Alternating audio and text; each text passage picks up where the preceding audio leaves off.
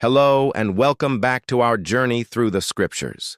Today we're diving into Deuteronomy chapters 25 and 26, which are filled with fascinating laws and a powerful conclusion to Moses' second major address to the Israelites.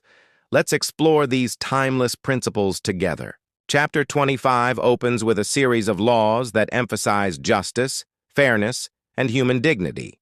It starts with regulations for legal disputes, ensuring that judgments are carried out justly and punishments are not excessive, limiting flogging to 40 stripes to prevent public degradation. This shows a deep concern for the individual, even when they are being disciplined. It's a powerful reminder that justice should always be tempered with mercy and a respect for human dignity.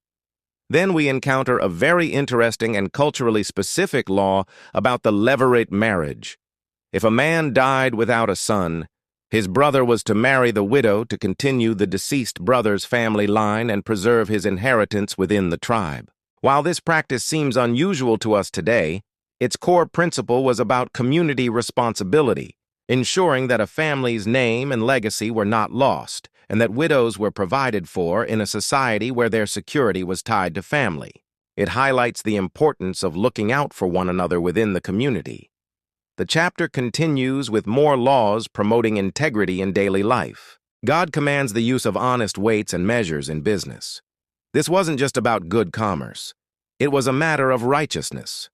The text says that using dishonest scales is detestable to the Lord. This teaches us that our daily transactions, our work, and our business dealings are all part of our walk with God. He cares about honesty and integrity in every single aspect of our lives, not just on days of worship.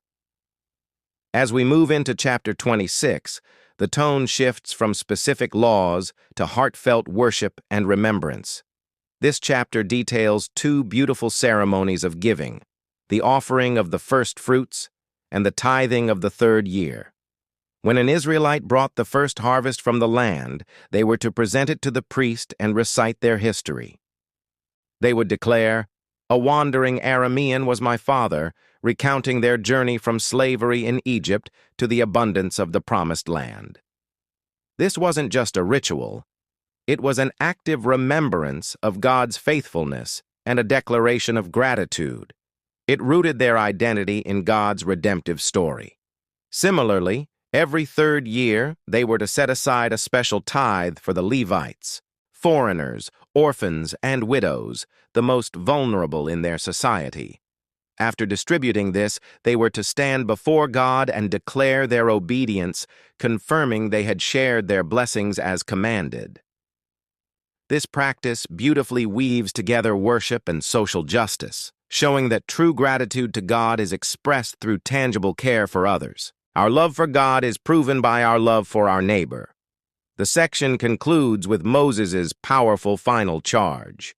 He reminds the people that on this day, they have declared the Lord to be their God, and the Lord has declared them to be his treasured possession. This is a covenant renewal, a mutual commitment. They are called to be a holy people, set apart for God, not through their own merit, but by his grace.